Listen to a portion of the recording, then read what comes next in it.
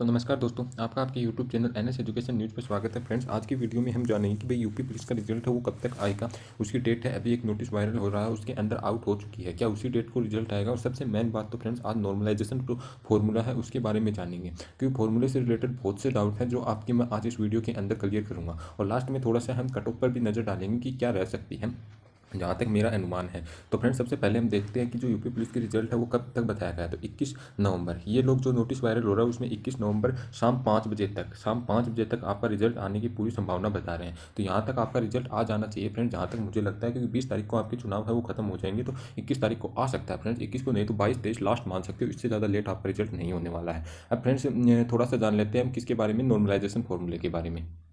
तो फ्रेंड्स, ये है अपना नॉर्मलाइजेशन का फॉर्मूला जो यूपी पुलिस के अंदर इस बार इन्होंने दे रखा है। और इस फॉर्मूले के अनुसार मैं इतना आपको ये 100% श्योरिटी दे सकता हूँ कि फ्रेंड्स, आपके जितने रो मार्क्स है उससे एक भी नंबर कम नहीं होने वाला। आप खुद समझ लेना और फिर मुझे बता देना कि भैया कम होंगे या ज़्यादा होंगे, तो देख लो। तो सबसे पहले हम देखते हैं इसमें M I J is equal to M G T minus M G Q बटे M T I minus M I Q, और फिर कोष्टक में M I J minus M I Q और फिर एम क्यू जी एम। एक एक चीज़ को समझते हैं कि क्या क्या चीज़ें दे रखी हैं। इसका मतलब समझो सबसे पहले फॉर्मूले में एम आई जे क्या होता है। एम आई जे होता है कि जो आपका मार्क्स होता है, क्या आपका खुद का जो मार्क्स है उसके बारे में बताता है। एम जी टी किसके बारे में बताएगा, तो ये बताएगा 0.1% average marks of top student all shift, यानी कि जो ऑल शिफ्ट है उसके अंदर जो टॉप स्टूडेंट है उनका जो 0.1% टॉप स्टूडेंट है उनका जो एवरेज मार्क्स है उसके बारे में बताता है।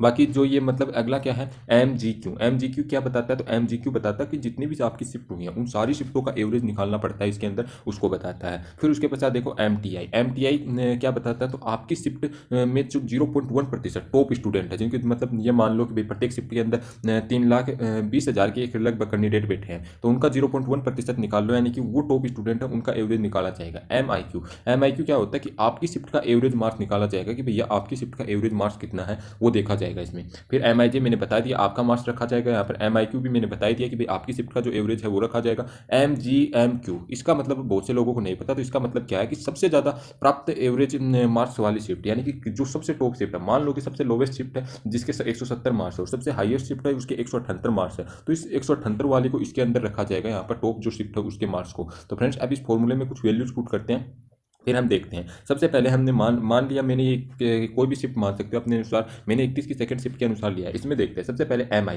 आई जे आपका मार्क्स मैंने माना है कितने, 190 मार्क्स है वो माना है। फिर एम जी टी क्या है, तो 0.1% टॉप स्टूडेंट है उनका एवरेज ऑल शिफ्ट के अंदर, वो 195 मान लिया मैंने। फिर एम जी क्यू मैंने मान लिया 165। एम जी क्यू क्या बताया था मैंने कि जितनी भी सारी शिफ्ट है उनका एवरेज, वो मैंने माना कि 165 नंबर है। एम टी आई, ये डेटा ऊपर नीचे हो सकता है, एम टी आई क्या है, तो एम टी आई मैंने मान लिया कि भैया इसमें क्या दे रखा है कि आपकी शिफ्ट में जो 0.1% टॉप स्टूडेंट है उनका एवरेज मैंने मान लिया 200 नंबर है। एम आई क्यू क्या है, तो एम आई क्यू आपकी जो शिफ्ट का एवरेज है वो इसके अंदर पुट करना पड़ेगा। तो एम आई क्यू कितना ले लिया मैंने, मान लिया आपकी शिफ्ट का एवरेज 170 नंबर है।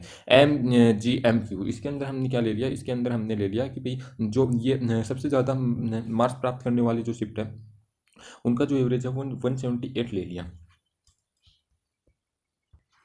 तो अब जो सारा डाटा वो इस फॉर्मूले में पुट करते हैं। तो सबसे पहले एम आई जी, यानी कि आपका मार्क्स कितना है, 190 है। फिर उसके पश्चात इसकी वैल्यू रखी है हमने एम जी टी की वैल्यू कितनी दे रखी है, 195 है। माइनस एम जी क्यू की वैल्यू कितनी दे रखी है, तो 165 है। बटे में एम टी आई की वैल्यू कितनी है, 200 है। माइनस एम आई क्यू की वैल्यू कितनी है, 170 मार्क्स है। फिर उसके पश्चात आपका मार्क्स एम आई जे ले लिया, वो कितना है, वो 190 है, प्लस 170 सॉरी माइनस 170 क्यों, एम आई क्यू की वैल्यू ले ली फॉर्मूले के अंदर। उसके पश्चात एम और बटे में जो ये क्यू लिखा हुआ है इसकी वैल्यू 178 ले ली। तो इस फॉर्मूले के अनुसार जब आप इसकी वैल्यू निकालते हो तो आपके पास जो कैलकुलेट होकर आएगा, तो ऊपर वाला 30 बचेगा, नीचे वाला 30 से 30 कैंसिल, गुणा में 20 हो गया और प्लस 178। तो 178 में आप 20 जोड़ोगे तो आपके मार्क्स बनेंगे 198 इस फॉर्मूले के अनुसार, यानी 8 मार्क्स का आपको क्या मिल गया, इसमें नॉर्मलाइजेशन मिल गया। अब कुछ लोग कहेंगे, जब मतलब मैंने भी पहले बताया था, मैंने भी मतलब पीछे के जो लोग बता रहे थे कि भाई माइनस नेगेटिव मार्किंग होती है, लेकिन जब मैंने फॉर्मूले को समझा उसके पश्चात मैंने भी समझा कि भाई नॉर्मलाइजेशन वो एक शिफ्ट में हर बच्चे को समान मिलता है। अब देखो कि कैसे मिलता है वो आपको बताता हूँ। सबसे पहले जो वेरी करता है वो करता है आपका मार्क्स। मान लिया मैंने यहाँ पर आपका मार्क्स मैंने ले लिया 100 नंबर ले लेता हूँ, 190 की जगह कम से कम मार्क्स लिए हमने। अब 100 नंबर हमने ले लिया, आपके मार्क्स कितने हैं, तो 100 मार्क्स हैं। उसके पश्चात देखो, अब 100 में से 170 घटाते हो, क्योंकि डाटा तो यहाँ पर ही चेंज होगा, जो होगा वो 100 में 170 घटाते हो तो आपके पास माइनस का 70 बचेगा। माइनस 70 आप किस में से घटाओ, 178 में घटाओ, तो 178 में घटाओगे तो आपके मार्क्स कितने होंगे, 108। वही मार्क्स मिला, चाहे कोई भी डाटा पुट करके देख लो, आपको समान नॉर्मलाइजेशन मिल रहा है। तो ये डाउट आपका क्लियर हो गया होगा कि एक शिफ्ट के अंदर सभी को समान मार्क्स मिलते हैं। अब सबने कह दिया कि भैया यहाँ पर 170 जिस शिफ्ट को बेस मानना है, तो जिस शिफ्ट को हम बेस मानेंगे उसका मार्क्स न तो बढ़ेगा और न घटेगा, मतलब वही रहने वाला है। और इस फॉर्मूले के अनुसार 100% श्योरिटी के साथ कह सकता हूँ कि आपके मार्क्स है वो बिल्कुल भी नहीं घटेंगे। फ्रेंड्स चेक देख लेना आप इसके अंदर कितने भी मार्क्स हो, बिना काम की नॉर्मलाइजेशन के भ्रम में ना रहो। जितने रो मार्क्स हैं वो बन रहे हैं वो आपकी श्योरिटी के साथ मार्क्स हैं, कुछ ना कुछ उसमें बढ़ेंगे। जहाँ तक मुझे पता नॉर्मलाइजेशन 10 से 20 नंबर के बीच में ही देखने को मिलेगा, किसी में कम किसी में ज़्यादा। जो नॉर्मलाइजेशन है वो वेरी करेगा आपका किसके ऊपर, आपकी जो शिफ्ट का एवरेज मार्क्स है उसके ऊपर करेगा। वो जितना कम होगा उतना ही ज़्यादा आपको नॉर्मलाइजेशन मिलने का चांस रहेगा। जैसे आप इस फॉर्मूले के अंदर ही आपकी शिफ्ट का एवरेज 160 रखकर देख लो, तो जब 160 रखोगे तो 30 बटे में कितना हो जाएगा, नीचे वाला कितना हो जाएगा, बटे में हमारे पास कितना आ जाएगा 40, और गुणा में 190 माइनस 160 रखोगे तो आपके पास कितना आएगा, तो 160 रखोगे 190 माइनस 160 तो यानी कि 30 आ जाएगा। जब इसको गुणा भाग कर उसे 178 में जोड़ दो, आपको पता चल जाएगा कि कितने नंबर का मिल रहा है कितने का नहीं मिल रहा। 30 से 90, 90 बटे में 4, तो 90 बटे में 4 करते हैं तो 45 बटे में 2, 45 बटे 2 यानी कि लगभग आप मान सकते हो 22.5 नंबर का आपको नॉर्मलाइजेशन इसके अंदर ये इसमें जुड़ जाएंगे 178 में। तो 178 में 22.5 जोड़ दो आप, आपको पता चल जाएगा इसमें क्या मिलने वाला है। 5 तो ये होगा, 8 2 9 10 हो जाएगा, और 7 2 8 9 1 10 हो गया, और यहाँ पर कितना हो गया 8 2 9 10, 7 2 8 9 10, और यहाँ पर 2 यानी 200.5 कितना मिला आपको नॉर्मलाइजेशन। तो आपको 10.5 नंबर का नॉर्मलाइजेशन मिल गया। जितना भी मैं जो आपका करेगा वो यहाँ तक मुझे पता है इस जो एवरेज मार्क्स है इसके ऊपर डिपेंड करेगा। तो इससे एक ही चीज़ पता चल रही है, नॉर्मलाइजेशन अधिकतम से अधिकतम बोल सकता हूँ कि 15 नंबर तक आपकी जो इस एग्जाम है इसमें देखने को मिल सकता है, इससे ज़्यादा नहीं देखने को मिलने वाला इस फॉर्मूले के अनुसार। तो लिख कर ले लो फ्रेंड्स। बाकी चीज़ जान लेते हैं अब थोड़ा सा कि आपकी कट ऑफ क्या रहने वाली है। जहाँ तक अभी डाटा आ रहा है उस डाटा को अगर चाहे RWA का मानो चाहे और जितने प्लेटफॉर्म में चाहे लोगों को मैंने कमेंट देखे उसके अनुसार ही बता रहा हूँ। अभी जो बता रहा हूँ ये मान सकते हो कि भाई फाइनल तक आप सेफ हो उसके अंदर। UR कैटेगरी में जिसके 95 क्वेश्चन वर्तमान में सही बैठ रहे हैं, चाहे कोई सी भी शिफ्ट हो उसके अंदर आप फाइनल तक सेफ हो फ्रेंड्स। OBC में आप इसमें से 5 क्वेश्चन कम कर लो तो यानी कि 90 क्वेश्चन वाला 90 टू 91 मान सकते हो, OBC में भी सेफ है। फाइनल तक की बता रहा हूँ, विथ नॉर्मलाइज बता रहा हूँ फ्रेंड्स। एक दो क्वेश्चन ऊपर नीचे हो सकता है नॉर्मलाइजेशन में, बाकी इससे ज़्यादा नहीं देख मिलने वाला।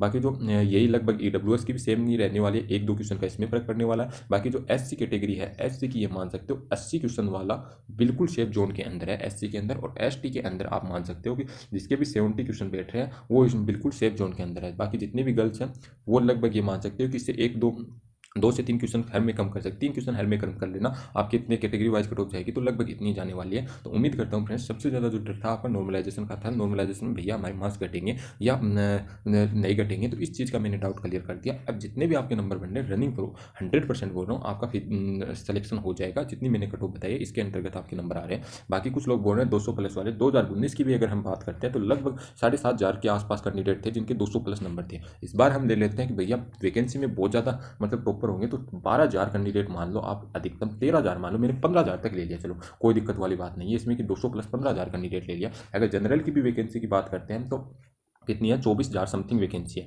तो अगर 24,000 समथिंग है तो ये मान लो कि 15,000 भी हमने 200 प्लस लिया है, तो ऊपर की जो कैंडिडेट बच गए करीबन 9,000, ये कौन आएंगे, ये 190 वाले भी तो आएंगे इसके अंदर। इसके अंदर भैया जो ये 9,000 कैंडिडेट हो गए तो इसमें क्या आएंगे 190 वाले। फाइनल के लिए बोल रहा हूँ तो मैंने यही बताया, फाइनल 195 वाला जिसके भी नंबर बन रहे हैं 100% सेफ जोन के अंदर है, उसका फाइनल हो जाएगा इस बार। बाकी फिजिकल में कोई बोल रहा है 2.5 गुना, कोई बोल रहा है 3 गुना, तो चलो कोई भी बात नहीं, 2.5 गुना करेंगे तो भी ये मान सकते हो आप 1.5 लाख बच्चे पास होने बहुत होते हैं, 1.5 लाख यानी कि। और बाकी फाइनल मेरिट में अभी नहीं बता सकता, ये नहीं कह सकता कि इतनी ही जाएगी, क्योंकि फाइनल में अभी ये जरूरी नहीं कि मार्क्स 1-2 नंबर बढ़, मैंने अधिकतम से अधिकतम बता दिया कि इतने ही बढ़ेंगे आपके, बाकी घट भी सकते हैं फ्रेंड। मैंने जो क्वेश्चन बताया कि फाइनल मेरिट आपकी जो आपकी निर्भर करती है वो किस पर करेगी, रनिंग पर करेगी कि रनिंग कितने लोग क्वालिफाई कर पाते हैं। तो फ्रेंड्स अपनी तैयारी में लगे रहो, रिजल्ट आ जाएगा 1 से 2 दिन में, और हमेशा मतलब रनिंग करते रहो। और इस बार ये सोचो कि हमें वर्दी लेनी है बस भैया, और कुछ नहीं करना। और जिस दिन वर्दी मिल जाए उस दिन फ्रेंड्स कमेंट जरूर कर देना कि भैया हम सेलेक्ट हो गए, मुझे बहुत खुशी होगी फ्रेंड्स। Thanks for watching.